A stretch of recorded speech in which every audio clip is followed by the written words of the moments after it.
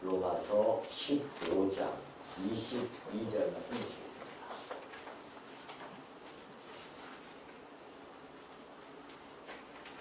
로마서 15장 22절입니다. 다 찾으신 줄로 알고 봉독해드립니다. 그러므로 또한 내가 너희에게 가려 하던 것이 여러 번 막혔더니 이제는 이 지방에 일할 곳이 없고 또 여러 해 전부터 언제든지 서바나로 갈 때에 너희에게 가기를 바라고 있었으니 이는 지나가는 길에 너희를 보고 먼저 너희와 사귐으로 얼마간 기쁨을 가진 후에 너희가 그리로 보내주기를 바랍니다. 그러나 이제는 내가 성도를 섬기는 일로 예루살렘에 가노니 이는 마게도냐와 아가야 사람들이 예루살렘 성도 중 가난한 자들을 위하여 기쁘게 얼마를 연보하였습니다. 저희가 기뻐서 하였거니와 또한 저희는 그들에게 빚진 자니 많은 이방인들이 그들의 영적인 것을 나눠 가졌으면 육적인 것으로 그들을 섬기는 것이 마땅하니라. 그러므로 내가 이 일을 마치고 이 열매를 그들에게 확증한 후에 너희에게 들렸다가 서바나로 가리라. 내가 너희에게 나아갈 때에 그리스도의 충만한 복을 가지고 갈 줄을 아노라. 형제들아, 내가 우리 주 예수 그리스도와 성령의 사랑으로 말미암아 너희를 권하노니 너희 기도에 나와 힘을 같이하여 나를 위하여 하나님께 빌어 나로 유대에서 순종하지 아니하는 자들로부터 건짐을 받게 하고 또 예루살렘에 대하여 내가 섬기는 일을 성도들이 받을 만하게 하고 나로 하나님의 뜻을 따라 기쁨으로 너희에게 나아가 너희와 함께 편히 쉬게 하라.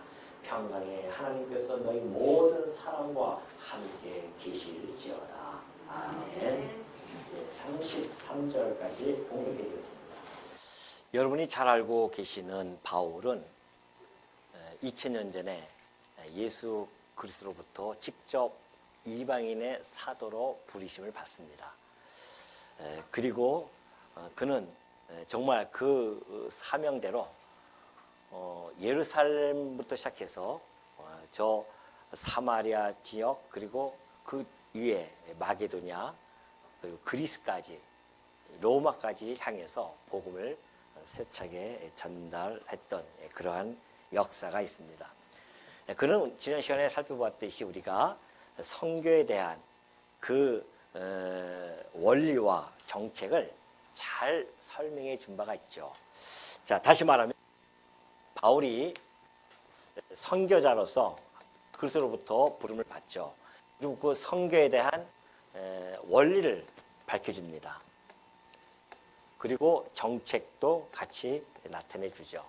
이거 우리가 이제 지난 시간에 살펴본 얘기죠. 그 원리, 바울이 이방인들에게 복음을 전하는 그 원리가 하나 있는데 그것은 자기의 열심도 아니고 자기가 하고자 하는 의지에 따라서 한 것도 사실은 아니라는 겁니다.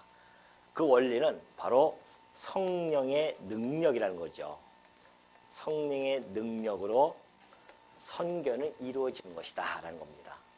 그건 지금 예루살렘부터 시작되어진 그 복음의 역사는요, 성령의 능력입니다. 예수님께서 부활 승천하시기 전에 그런 말씀을 해주셨죠. 성령을 보내주신다고 약속해 주셨고 성령을 받으면 너희가 능력을 입을 것이다. 권능을 받아가지고서는 땅끝까지 복음을 전파할 것이다 라고 하는 약속을 해준 바가 있습니다. 그 약속은 역사 속에서 신실하게 이루어집니다. 그래서 성령께서 진짜 이 땅에 강림하셔가지고서는 제자들에게 함께 해 주십니다. 그때로부터 시작되어져서 복음은 막 세차게 저 서쪽을 향해서 막 흘러가죠. 예루살렘을 중심으로 해서 서쪽입니다. 그 예루살렘, 그 다음에 저 위에 터키 지역, 지금의 터키 지역이면 그때 당시에 소아시아라고 했거든요. 그 아시아를 지나서 마게도냐로 지나갑니다. 그리스 지역이죠. 그리고 결국은 로마까지 또 저 스페인까지 이제 여기 서바나가 이제 스페인인데 그때 당시에 땅끝이죠. 서바나까지 갑니다. 그러나 거기서 그치지 아니하고요.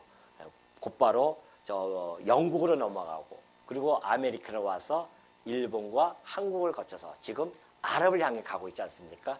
이것이 하나님의 그 복음의 섭리 경륜입니다. 그러니까 지금 그것을 해 나가는데 인간의 힘으로는 해 나갈 수가 없죠. 왜냐하면 온갖 핍박과 고통이 따르는 일이기 때문에 그렇습니다. 이 성결이라고 하는 것이 그러죠. 끝없는 자기의 희생, 또한 그 희생뿐만이 아니라 외부로부터 오는 핍박, 그리고 자기가 그걸 견뎌내면서 가야 하는 것, 이런 것들인데 이것이 어떻게 우리 인간의 힘으로 할 수 있겠습니까? 그래서 성령이 아니고서는 안 됩니다. 바울은 그걸 너무나 잘 알고 있었기 때문에 지난 시간에 로마에 있는 성도들에게 내가 이 선교, 이방인의 사도로서 복음을 전하고 있는데 그것이 바로 성령의 능력으로만이 가능했다라는 것을 전해줬습니다. 그 원리를 잘 전해줬죠. 그리고 이제 정책을 이야기합니다. 자기는 무교회죠. 무교회의 지역만 간다는 겁니다. 이미 교회가 세워졌으면은 바울이 가서 다시 복음을 전하지는 않는다는 겁니다. 이미 그 터가 세워졌기 때문에 바울이 가서 할 필요는 없죠. 왜냐하면 바울의 그 사명은 사도적인 사명이거든요. 그러니까 가서 복음을 선교입니다. 복음이 전해지지 아니한 곳, 그곳에 가서 복음을 전하는 겁니다. 그것을 받은 사명이에요, 바울이. 그래서 그는 이미 다른 사람이 교회를 세워줬으면 거기에 가지 않고 또 다른 지역으로 가는 겁니다. 그리고 그 지역에 교회가 세워진 곳에는 이제 목회자를 보내가지고서는 목회를 할 수 있도록 그렇게 해주죠. 그러니까 바울은 물론 목회자이면서도 그러나 더 나아가서는 사도로서, 이방인의 사도로서 복음이 전달되지 아니한 곳곳마다 쫓아다니면서 복음을 전합니다. 이것이 바울이 가지고 있는 일관된 정책이었습니다. 그리고 나서 이제 오늘 우리가 살펴볼 내용은 바로 그 계획이죠. 선교에 대한 계획을 로마에 있는 성도들에게 밝혀줍니다. 이것이 이제 22절부터 소개가 되어져 있어요. 자, 선교 계획을 어떻게 피력하고 있냐면은 내가 너희에게 가려 하던 것이 여러 번 막혔더니 그래요. 바울은 로마에 너무너무 가고 싶었습니다. 그런데 가는 곳곳마다 여러 번 막혔대요. 사실 이 선교라고 하는 것은 우리 인간이 계획을 세워서 가고 싶어서 간다고 가진 것이 아닙니다. 이것은 이제 바울이 여러 번 겪었거든요. 데살로니가 전서 2장 18절 보면 그러죠. 그러므로 나 바울은 한 번, 두 번 너희에게 가고자 하였으나 그래요. 바울이 데살로니가 성도들에게도 가고 싶었습니다. 거기서 이미 교회를 세워놨죠. 세우고 나서 후에 바울이 가서 교회를 세우고 후에 또 가고 싶었어요. 그러나 한 번, 두 번 더 가고 싶었지만은 사탄이 우리를 막았다 그래요. 그러니까 때로는 저 선교의 길은요, 사탄이 막기도 합니다. 그러나 또 사도행전 16장 17절 보니까 무시아 앞에 이르러 비두니아로 가고자 애쓰되 예수의 영이 허락하지 아니하는지라 그래요. 바울이 이제 그 소아시아 지역에 있다가 더 우측으로 비두니아 그쪽으로 가고 싶었는데 예수의 영께서 허락하지 아니하시고 바로 그때 환상을 보는데 마게도니아 지역이죠. 그 빌립보 지역에서 자꾸만 환상으로 손을 흔들고 오라고 하는 겁니다. 바울에게. 그래서 바울이 마게도니아 지역에 가서 빌립보 교회, 데살로니가 교회, 뭐 이런 교회들, 베레아 교회, 이런 교회를 세우게 되어진 것이죠. 그러니까 그 걸음 한 걸음 한 걸음이 바울이 계획을 세워요. 그러나 그 계획을, 걸음을 인도하는 분은 누구다? 하나님이십니다. 그러니 여러분, 이 복음이라고 하는 것이 이 전도자의 길이죠. 바울이 전도자 아닙니까? 선교를 하는 전도자입니다. 이 전도자의 길은 주권자 하나님 손에 달려 있는 겁니다. 그렇기 때문에 그리스도가 생명의 빛이시잖아요. 이 세상을 비춰주는 빛이십니다. 그 빛을 가지신 그리스도께서 당신의 주권에 의해서 비춰지는 곳에 복음이 떨어지는 거거든요. 근데 이미 말씀해 주셨기 때문에 이미 예루살렘과 아까 얘기했듯이 그 여정이 있어요. 선교의 여정이 있습니다. 그 여정대로 가기 때문에 그리스도의 계획에 의해서 움직여 나가는 겁니다. 그런데 한국 땅은 언제 계획이 세워졌는지 아십니까? 19세기경 정도에 복음이 떨어질 것이 창세 전에 하나님의 영원한 작정 안에서 계획이 되어져 있었습니다. 그러니까 우리 조상들은, 그 전의 조상들은 이 복음을 받기가 힘들죠. 아까 얘기했듯이 마침내 미국을 걸쳐서요, 복음은, 그리고 일본 땅에 잠깐 왔다 갑니다. 그리고 이 한국 땅에 엄청난 복을 쏟아 부어 주시죠. 그래서 이 기독교가 그 어간, 한 150년 어간 동안에 이렇게 전 세계를 장악할 수 있는 그러한 이 기독교 국가로서 우뚝 서게 된 겁니다. 이게 하나님의 계획이었습니다.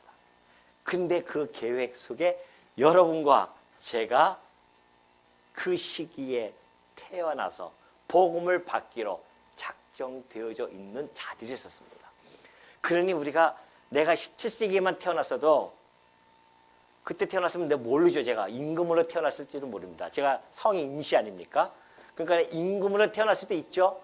그러나 그것보다 지금 이 시대에 태어나서 목사로서 내가 살아가는 것이 더욱 축복이고 행복이라는 겁니다. 왜 그럴까요? 나는 하나님의 백성이 되어졌으니까. 그거보다 더 큰 축복이 세상에 어디 있습니까? 하나님 백성에게 주어지는 그 엄청난 복, 이 신령한 복을 우리가 몽땅 받아가지고 지금 누리고 있는 중입니다. 비록 이 세상에서는 우리를 갖다가 우습게 본다 할지라도요, 우리는 하나님의 백성으로서 하나님께 존김을 받는 자들입니다. 그것이 바로 23절에 잘 나타나 있어요. 이제는 이 지방에 일할 곳이 없고 그래요. 로마서였을 때 바울은 고린도 지역에 있었습니다. 고린도 지역에, 그러니까 아가야 지역이었죠. 그 아가야 지역에 있었었는데, 그때는 이제 이미 다 마게도니아 아가야 지역에는 교회가 다 세워졌어요. 큰 도시마다. 그러니 이제는 이쪽이 없다. 그래서 바울은 그 로마 너머에 있는 서바나에 지금 시선이 그쪽에 집중되어져 있어요. 그래서 내가 일할 곳이 없고 또 여러 해 전부터 언제든지 서바나로 갈 때에 서바나 가는 길목에 로마를 스쳐서 가고 싶었습니다. 바울은 로마 성도들을 한 번도 본 적이 없어요. 로마 교회는 바울이 세운 게 아닙니다. 그들이 오순절 성령이 강림했을 때에 그들이 성령을 받고서는 베드로와 12사도들의 그 복음을 듣고 가서 세운 교회란 말이죠. 그러니까 바울은 그 로마의 성도들을 너무너무 보고 싶었기 때문에 그쪽을 거쳐서 서바나 지역을 가기로 계획을 세운 겁니다. 근데 바울 보십시오. 그 로마에 가고 싶어 하는데 언제든지 너희에게 가기를 바라고 있었다 그래요. 바울은 그때 당시에 로마는요, 정말 그 지금의 미국의 라스베가스 같은 그런 도시였었습니다. 아주 휘황찬란하죠. 전 세계를 막 장악했던 로마의 그 심장부라고 할 수 있는 로마시, 지금도 여전히 그 로마에 많은 사람들이 관광객으로 가지 않습니까? 그때 고대 시대 때에 만들어졌던 그 유물들을 보고 싶어 가지고서는 그 관광 사업이 대단하지 않습니까? 그러니 그때 당시에도 로마시에 어마어마했던 그 주변이야 다 못 살고 막 이랬을 텐데 로마시만큼은 휘황찬란했었습니다. 바울이라고 왜 그걸 보고 싶은 마음이 없었겠습니까? 근데 바울은 거기에는 안중도 없습니다. 로마에는 내노라 하는 현인들과 그리고 철인들이 있었습니다. 바울도 지적으로 아주 풍부한 바울이었기 때문에 그들과 만나서 대화를 나누며 지적인 교류를 나누고 싶은 마음이 왜 없겠습니까? 그럼에도 불구하고 그는 이 로마의 그 휘황찬란한 모습이라든가 그리고 이 철인이라든가 현인들을 안중에도 없어요. 오로지 누구라고요? 로마에 있는 너희 보길, 너희에게 가기를 내가 바랬다는 겁니다. 바울이 가지고 있는 욕망 하나가 있었습니다. 그때 당시에 로마에 있는 성도들을 만나고 싶어 했습니다. 그 성도는 어떤 존재인지 아십니까? 로마의 뭐 황제 옆에 있는 뭐 집정관들이라든가 뭐 이런 자들이 아니에요. 그들은 그때 당시에 많은 사람으로부터 멸시와 조롱을 받는 자들이었습니다. 그리고 가난했고요. 세상 사람으로부터 핍박을 받는 그러한 존재들이었습니다. 근데 바울은 왜 그들을 그렇게 만나고 싶어 했을까요? 그 화려함을 보지 아니하고 가장 약한 존재라고 보여지는 그 성도에게 눈길을 가고 있었습니다. 바울은 아마 다윗과 같은 그러한 심정을 가지고 있지 않았을까요? 다윗은 그 성도들을 향한 노래를 이렇게 부른 바가 있습니다. 시편 16편 3절의 말씀 보십시오. 땅에 있는 성도들은 무슨 자들이라고요? 존귀한 자들입니다. 성도들 존귀한 자들입니다. 나의 모든 즐거움이 그들에게 있다고 했습니다. 다윗은 자기의 즐거움이 그 땅에 있는 성도들에게 있다고 했어요. 왜요? 그만큼 가장 존귀하기 때문에 그렇다는 겁니다. 다윗은 메시아에 대한 예표적인 사람이었습니다. 그러니 예수님께서 이 땅에 오셔서 가장 즐거워하는 것은 당신의 그 백성, 그 땅에 있는 성도들, 그들과 함께 있는 것을 가장 즐거워했다는 겁니다. 그러니 바울 역시 왜 안 그렇겠습니까? 성도와 함께 있는 것이 얼마나 기쁘고 즐거운 일인지. 왜 그러면 그들은 존귀한 자들이기 때문에 그래요. 왜 존귀합니까, 우리가? 세상 사람들은 우리를 존귀하게 보지 않아요. 근데 왜 우리는 스스로 존귀하다고 여깁니까? 스스로 여기는 게 아니죠. 이미 성경에서 우리를 갖다가 존귀한 자라고 명명하기 때문에 그렇습니다. 왜 존귀한 자들일까요? 하나님의 사랑을 받았기 때문에 그래요. 하나님의 사랑을 받았을 뿐만이 아니라 하나님을 사랑하는 자들입니다, 우리가. 그러니 이 세상에서 이처럼 존귀한 자들이 어디 있습니까?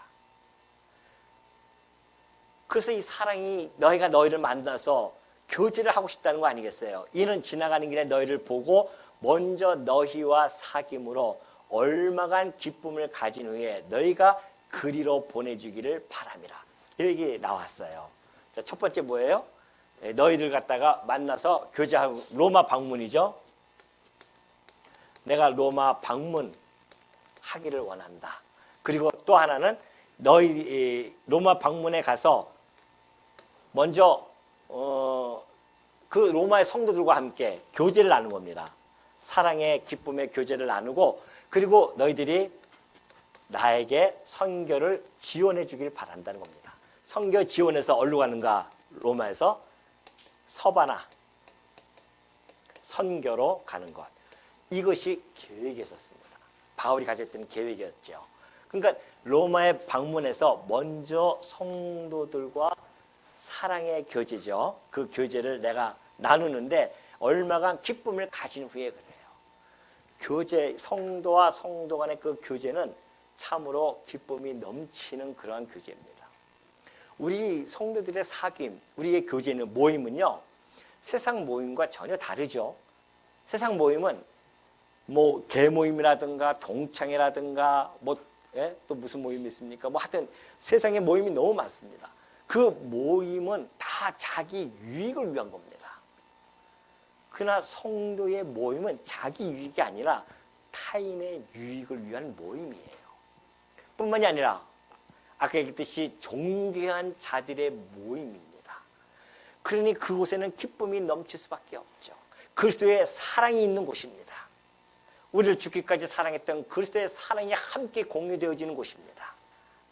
그러니까 우리 어저께도 우리 구역 마지막 모임을 다 하시면서 그 사진들 보십시오. 얼마나 사진의 얼굴이 환하고 천사와도 같은 얼굴을 가지고 사진 찍지 않냐 말이죠.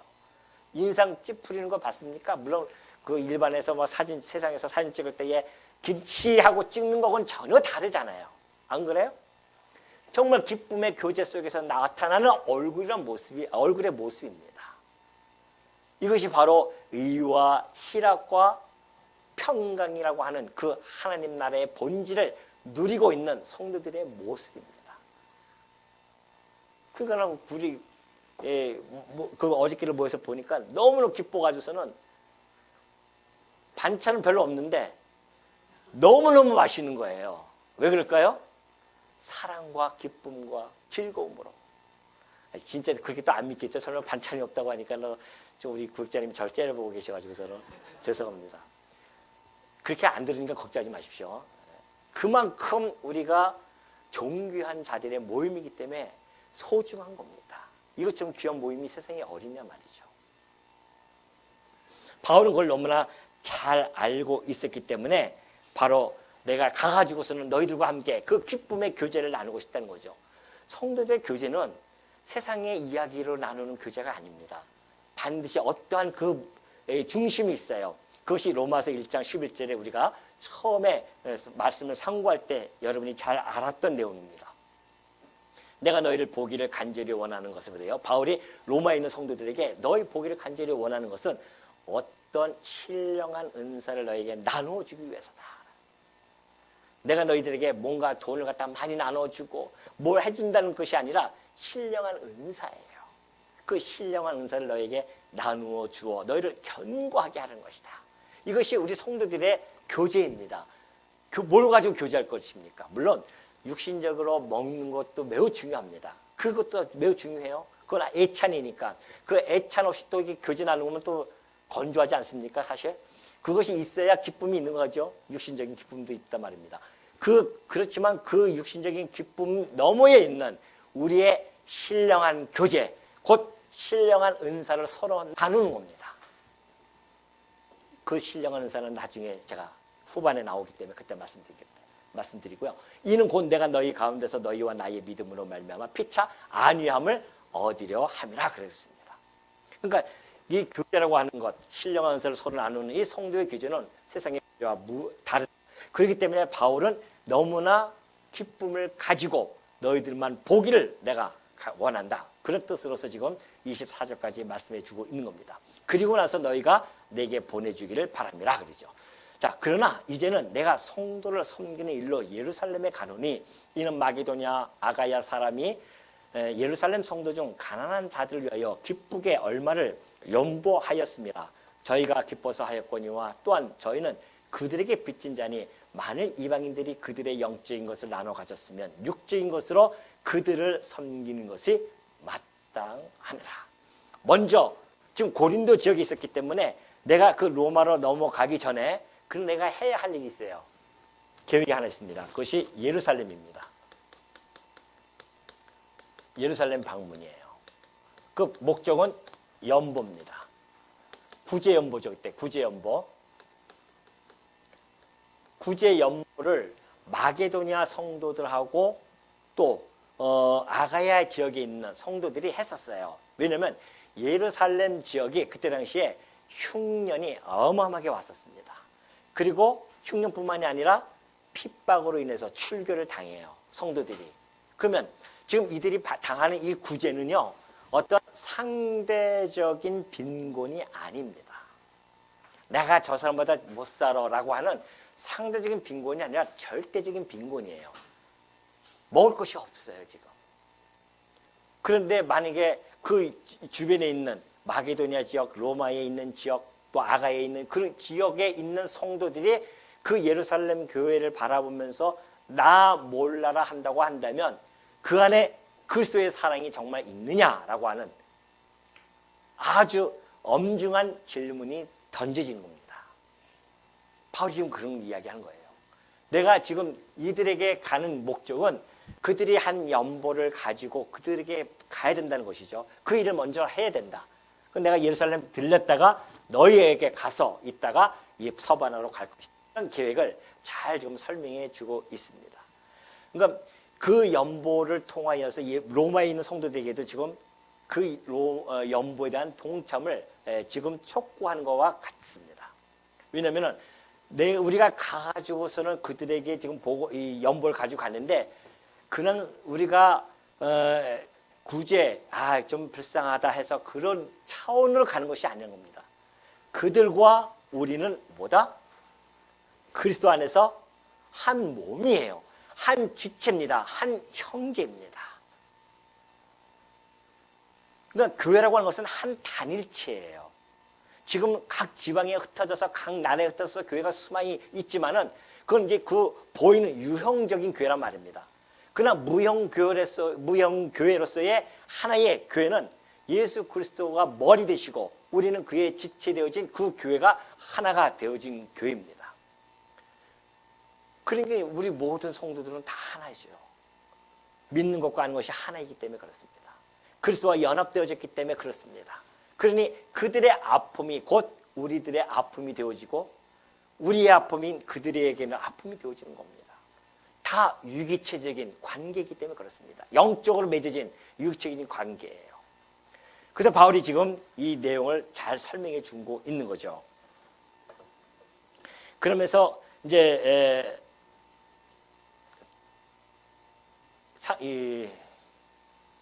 지금 24절 지나가는 길에 너희를 보고 먼저 너희와 사귐을 하고 그리로 보내주길 바람이라. 그러나 이제는 내가 성도를 섬기는 일로 예루살렘에 가노니 했죠. 26절 기쁘게 얼마를 연보했다.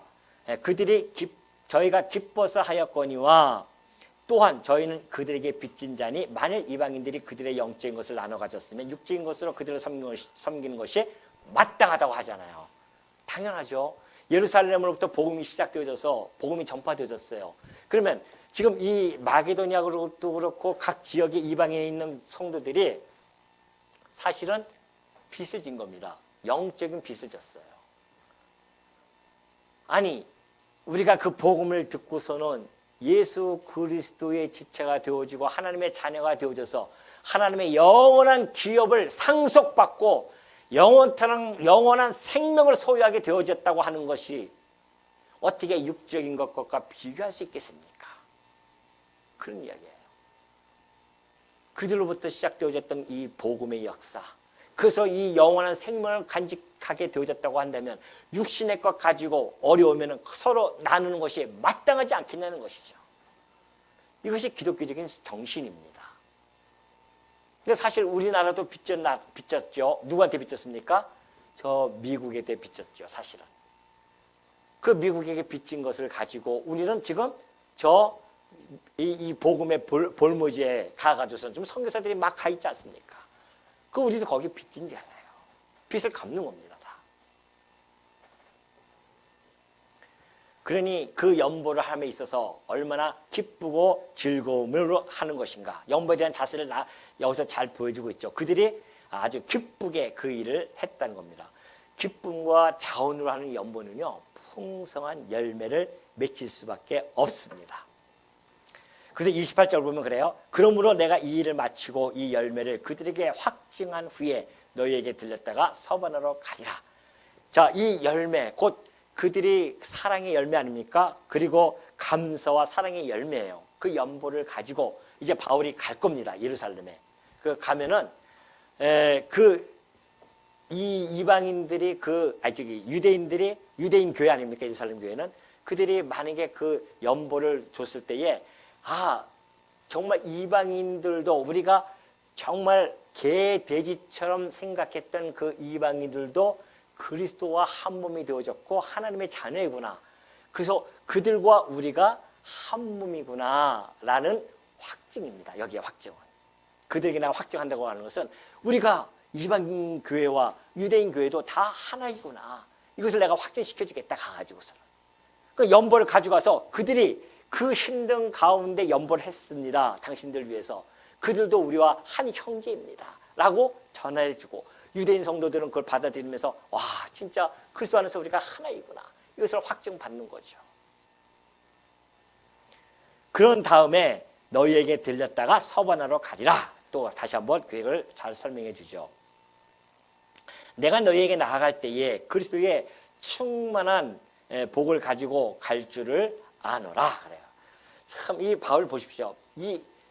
지금 이 예루살렘 가는 길도 보통 일이 아닙니다. 그러한 가운데서도 바울은 지금 자기의 사명을 얼마나 감당하려고 하는지 그 어려운 가운데서도 보십시오. 고린도후서 5장 13절 보면 그래요. 우리가 만일 미쳤어도 그래요. 하나님을 위한 것이요. 정신이 온전하여도 너희를 위하는 것이다. 바울이 이 선교 사역을 보면은 전도자로서 완전히 옆에서 보면 미친 사람 같아요. 정말. 또 우리가 세상에서도 그렇지 않습니까? 미치지 않고야 어떻게 어떤 일을 이루어 나갈 수 있겠습니까? 어떤 일을 딱 목표를 삼으면 그 일에 미쳐야 그 일의 성과가 나타나는 겁니다. 그것처럼 아니 지금 이 세상도 그러할지언데 한 영혼들을 살리고 교회를 세워 나가는 이 엄청난 일에 어떻게 미치지 않고 할 수 있겠습니까? 그 수많은 고통과 매맞음과 굶주림이 있어도 그 미친 것처럼 하나님을 위하여 그렇게 복음을 전하지 않습니까? 그런 가운데서도 그는 그 복음을 가지고 온전하게 그들에게 전하여 주는 겁니다. 도대체 바울로 하여금 이런 선교의 이런 계획까지 다 세우게 해주시란 말이죠. 이제 이 정도 했으면 됐다. 이제 끝내야겠다라고 하는 것이 없어요. 하나님의 일은 내가 할 만큼 했으니까 끝나는 것이 아니에요. 죽을 때까지 해야 되는 겁니다. 바울 보십시오. 내가 미치도록 내가 하는 것이다. 그러면서 그리스도의 사랑이 우리를 강권하십니다. 아하, 이 전도자의 그 일은 성령의 능력으로 하는 것인데 그것이 곧 그리스도의 사랑이 바울로 하여금 끌고 가는 겁니다. 오늘 여러분도 그리스도의 사랑을 깨달았다고 한다면 여러분이 이 일을 해나가는 것이 아니라 여러분의 사랑이 여러분을 끌고 가실 겁니다. 지금 우리 중직자들도 그렇고 직분자들이 이제 내년에 또 다시 뭐 서리 집사님들 다 또 자원하고 하실 텐데 내가 하고 싶어서 하는 게 아니에요. 내가 하고 체면 삼아서 해볼까? 해봤자 아무 소용 없습니다. 하나님께서 받아주지도 않고요. 기쁨과 즐거움으로 자원하는 마음으로 그리스도의 사랑을 깨달은 만큼 그 깨달음을 가지고 그리스도의 사랑이 나를 끌고 가는, 내가 끌려가야 됩니다. 그래야 그 일을 함에 있어서 기쁨과 즐거움이 넘치지 그렇지 않고서는 힘듭니다. 알아주는 사람이 없는데요. 아니 교회는 딴 데 가서 일하면 돈이라도 받죠. 교회는 내가 가지고 있는 돈을 갖다가 헌신하면서 하는 곳이 교회입니다. 그러니 그리스도의 사랑이 강권하지 아니하면 어떻게 그 일을 할 수 있겠냐 말이죠. 여러분이 지금까지 봉사하고 헌신하고 희생했던 모든 것들은 그리스도의 사랑이 여러분을 끌고 가신 겁니다. 지금까지 오신 거예요. 그렇다고 한다면은 이제 내가 끝나는 것이 아니라 바울의 끊임없는 이 선교 사역을 해나가는 걸 보면 우리도 끊임없이 앞으로도 지금까지 그리스도의 사랑이 나를 강권했다고 한다면 앞으로도 그리스도의 사랑이 나를 강권할 것이다 라고 하는 것, 이것이 우리가 믿어 의심치 않는 거죠. 그러면서 내가 너희에게 나아갈 때에 29절입니다. 그리스도의 충만한 복을 가지고 갈 줄을 아노라 그래요. 그리스도의 충만한 복. 도대체 그리스도에게 무슨 복이 있길래 그렇게 충만한가? 골로새서 1장 19절 보면 그래요. 하나님 아버지께서는요 모든 충만으로 예수 안에 거하게 하셨습니다. 육신의 몸을 입고 이 땅에 오시는 그 예수님에게 하나님 아버지께서는 충만하게 그에게 다 채워줬어요. 뭘 충만히 채워줬는가? 그 안에는 뭐가 있어요? 지혜와 지식의 모든 보화가 감춰져 있습니다. 바울이 로마서 서두에서 얘기했듯이 내가 신령한 은사를 가지고 가겠다고 하는 그 뜻이 바로 이겁니다. 신령한 은사가 뭐예요? 그리스도에게 충만한 복, 곧 그리스도 안에 있는 지혜와 지식의 모든 보화, 말씀 아니겠습니까? 이 말씀을 가지고 내가 가서 위로해주고 말씀으로 격려해주고 말씀으로 책망해주고 말씀으로 반해주고 의로 교육하기에 유익하도록 그렇게 해주겠다는 거 아니겠습니까? 오늘 여러분들도 그리스도의 충만한 복이 가득 차 있지 않습니까? 그렇다고 한다면 그 충만한 복을 나 홀로 가지고 있지 마시고요. 우리는 항상 옛날부터 그런 버릇이 있어가지고 좋은 거 있으면 나만 먹으려고 하잖아요. 그렇지만은 나눠주는 것이 더 복이 있는 겁니다. 여러분이 가지고 있는 복, 지혜와 그 지식의 복을 나 홀로 간직하지 마시고 나눠주십시오. 아직 이 복음을 모르는 분들에게 나눠주시는 겁니다. 이 엄청난 복, 생명을 살리는 복, 영원한 생명을 얻는 복인데 어떻게 나 혼자만 가지고 간직하고 혼자만 먹으려고 할 수 있겠냐 말이죠.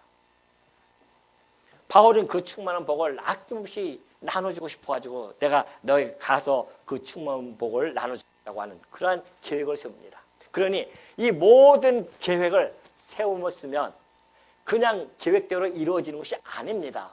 우리가 지금 늘 하듯이 뭐예요? 그 계획이 이루어지기 위해서는 뭘 합니까? 기도 요청을 하는 겁니다. 기도 요청을 해야 돼요. 기도해야 됩니다. 그것이 이제 30절부터 33절까지예요. 형제들아 내가 우리 주 예수 그리스도와 성령의 사랑으로 말미암아 너희를 권하노니 너희 기도에 나와 힘을 같이 하여 나를 위하여 하나님께 빌으라는 겁니다. 중보 기도를 지금 요청하는 거죠. 기도의 힘은 강합니다. 의인의 간구는 아주 강하다고 했습니다. 힘이 있다고 했습니다. 기도는 공연불이 아니에요. 아무것도 없는 저 1월 성신을 향해서 비는 공연불이 아닙니다. 기도는 하나님께 상달되어지는 우리들의 간구입니다. 하나님은 그 간구를 들으시고 반드시 갚아주시죠.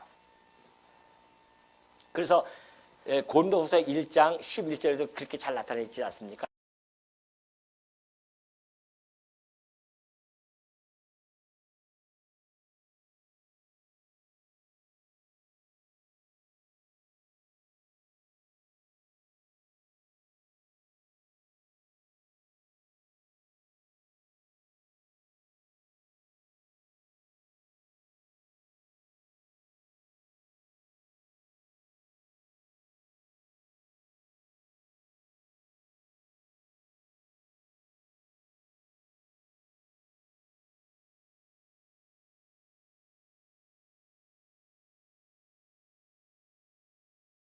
을 받게 하고 또 예루살렘에 대하여 내가 섬기는 일을 성도들이 받을만 하게 하고 나로 하나님의 뜻을 따라 기쁨으로 너희에게 나아가 너희와 함께 편히 쉬게 하라. 이 기도의 제목은 크게 세 가지로 나눠져 있습니다. 기도를 요청하는데 첫 번째가 뭘까요? 기도 제목이 순탄한 길. 순탄한 길을 인도해 달라. 뭐에 대한 순탄한 길? 예루살렘 방문 겁니다. 이게 첫 번째 기도입니다. 이 순탄한 길로 인도해달라. 왜냐하면 예루살렘에 가는 길이 그때 당시에는 죽음의 길이었습니다. 바울에게는. 지금 그때 당시에도 바울을 죽이기로 죽이지 않으면 밥도 안 먹겠다고 하는 그런 자들이 단체가 얼마나 많은지 몰라요. 유대인들이 죽이려고 했단 말입니다. 바울을. 그러니 이방인들에게 복음을 전하니 더 안 그러겠어요? 이방인들도 하나님의 자녀라 하니 자기네들만 선민 사상이 있어가지고서는 하나님의 자녀라고 했는데 이런 바울이 하는 이야기가 그들에게는 너무나 분노를 일으키게 하는 겁니다. 그래서 어떻게든 잡아 죽이려고 하는 거죠. 그러니 그 예루살렘 본진에 가는데 어떻게 바울이 그냥 갈 수 있겠어요? 기도 요청하지 않을 수가 없죠. 뭐라고요? 내게 순탄한 길 인도해 달라고 하자. 두 번째는 연보에 대한 수납. 예루살렘 교회죠. 예루살렘 교회에 가면은 연보를 이제 구제 연보를 이방인들이 한 연보를 가지고 가면 혹시 그때 당시에 유대인 성도들이 여전히 그 마음속에 이방인에 대한 배척을 하는 그런 마음이 혹 있을 수도 있단 말입니다. 아, 우리가 안 받아요. 내가 비록 굶어 죽을지언정 안 받습니다. 던져버리면 어떻게 해요? 기도 요청하는 겁니다.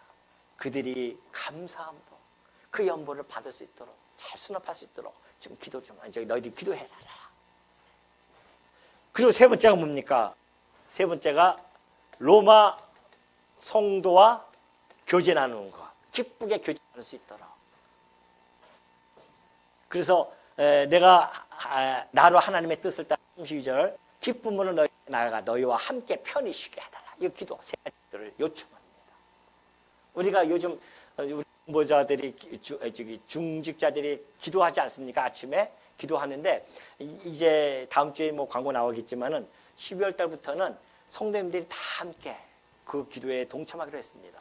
10시 한 45분부터 다 모여서 기도 준비하고 예배 준비하기 전에 기도하고 또 우리의 성도들을 위해서 기도하고 이게 다 기도를 하는 겁니다. 함께 합심해서 기도하면 엄청난 세상적인 얘기로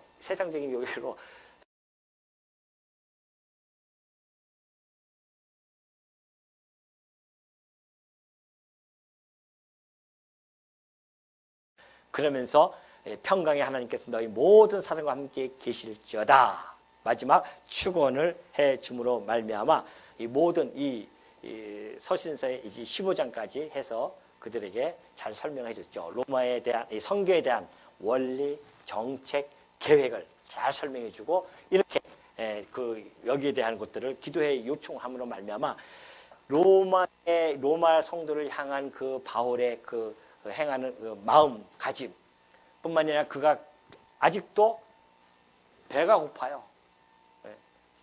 그래서 서바나까지 가가지고 복음을 전하고자 하는 그런 모든 것들을 바라보면서 오늘 우리가 정말 바울의 그 행적을 보면서 하나님의 크신 능력을 발견하지 아니할 수가 없죠. 오늘 여러분에게도 하나님의 크신 능력에 함께해 주셔서 우리의 발걸음 한 걸음 한 걸음의 그 행적이 하나님의 영광이 드러나는 그런 우리 성도님이 되어주시기를 당부드립니다.